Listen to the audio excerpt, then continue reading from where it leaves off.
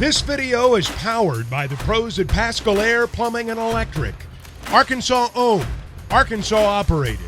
GoPascal.com. Tom, I want to start there. Do we see some more stuff for Satania this week in Baton Rouge, trying to get some explosive plays out of the Fayetteville wide receiver? Well, I certainly hope so. And I believe I said on this air last week that I thought they probably still had some stuff left they haven't really touched on. I mean, we saw them throw screen passes to Isaiah in camp daily, and he was catching them all. So clearly it's parts of the practice that we haven't seen that Sam is referencing here. And obviously he's talking about Jaden Wilson, who's had a few drops already in, the last two games. Satania, if you're going to try to have big plays, the ball has to touch his hands, because if you block it up, he can make guys miss with his speed and his agility. I mean, he showed that on the punt return. So they're going to have to explore a lot of different ways to move the ball. They talked about moving the pocket around some with KJ. I think BYU got really comfortable centering in on his drop point, and at the end of the game, their rush was just coming. And at that point, it looked like the Arkansas O-linemen were a little bit fatigued, and BYU had the energy. I equate the energy that BYU played with to much of what Arkansas had in 2021. Arkansas just had this fire. I mean, you think about the Alabama game, with KJ and Traylon Burks and that crew, just kept coming back. They didn't win the game, but they were in it, and they were playing with something. It looked to me like Arkansas kind of had a clinical approach to Saturday, and BYU had a very emotional, like the revenge was on their minds, having a good game plan. And even though Arkansas outgained them by a huge margin, they just took advantage of everything, between the interception return back to the 20, the punt that Max Fletcher shanked out of bounds. They capitalized quickly on both of those field positions, and that's 14 points. So it's the difference in the game. So who has to be that Energizer bunny for this team on Saturday? I've talked about this morning. Landon Jackson, Dwight McAuthorn going up against their former team once again. We mentioned Satania. I mean, who's got to be the guy that puts the gas in the tank and gets this engine going for this football team? Well, I mean, your team captains have to be part of that. So that's KJ. And, Brady Latham's got to have a bounce-back game. And obviously the guys you mentioned who are going back to their original school, all that plays into it. And I don't know. It basically needs to be the whole team, but they have to believe in their game plan, and they have to do something. I'm not saying have a whole list of gadget plays, but BYU clearly had some things. They saw Jordan Crook in the game, and I don't know if they were going to call it anyway, but with Crook in the game, they ran that double pass, and it looked to me like the running back was on his side and released, and Crook is looking at where the pass went to, and the guy was wide open. So it's a combination of a lot of different things. And Tommy, you're going to hate this, but it felt like to me the Big 12 crew was just kind of they looked at the game one way. Okay, that roughing the passer call on Antonio Greer was one of the weakest. I mean, to say it was a tap is maybe overdoing it. That was a very, very, very weak roughing the passer call. Meanwhile, a dude speared KJ on that critical series right before halftime. Came in. I mean, Rod Gilmore talked about it on the broadcast. Yeah. That should have been a targeting or a spearing, unnecessary roughness, and a first down, and Arkansas might get a touchdown right there. And then the offensive pass of interference on Luke Has was ridiculous. And also, he caught the pass, and one of the guys who tackled him last, I thought, targeted. So that's what I thought the flag was. I did too. And to see it come back as a offensive pass interference, and there was just some contact, it was just ridiculous. And it looked to me like they were looking for things to flag Arkansas for and not BYU. Well, Tom, a couple things. One, Tommy's got the fever, so he's not here this morning to. Okay, well, good thing you didn't hear that. I mean, Greer.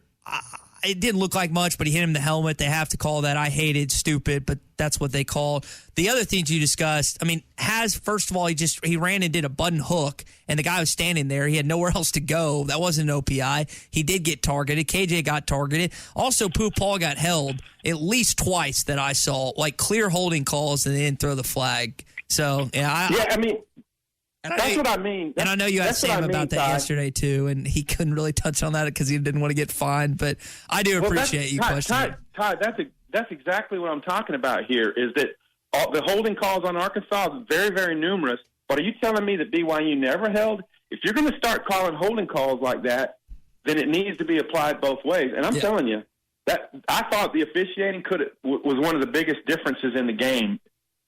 Bottom line. Yep. No, I don't disagree. Tom Murphy on the McCarty-Daniel hotline. He's with Whole Hog Sports and the Arkansas Democrat-Gazette. Always asking good questions to Coach Pittman in the press conference. I really appreciate the time and effort that he spends on that. One of the things Coach talked about yesterday, Tom, is KJ being banged up. And I think you were the one that talked about like him not cutting up and not doing normal KJ stuff.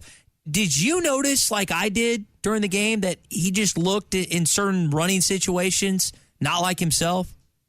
It's exactly right. And if you're ailing in some manner, in your mind, psychologically, you don't want that part of your body to get hit unnecessarily. And at first glance, I thought the one that I referenced in the paper today, which is it was a snap from, I think, the 11-yard line right before halftime. And he went right, and he broke through the line, and I thought there was only one DB left to beat, but I was wrong in my mind. There was the defensive end, Bagna, was kind of trailing him, and if KJ I'm not sure if he'd have made the corner, but the defensive end would have been there to kind of get him, and then the DB could have come in and hit him too.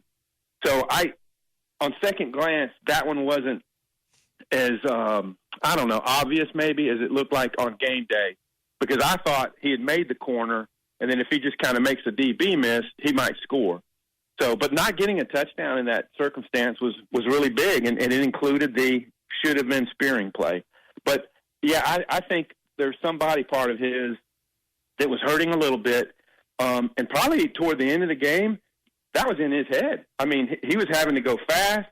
And he made some things happen on that last drive with 1:55 left. It's just that the holding calls and, everything kind of colluded against them. And even though they got back down to the 16-yard line and converted that 4th and 18, it just wasn't to be that night.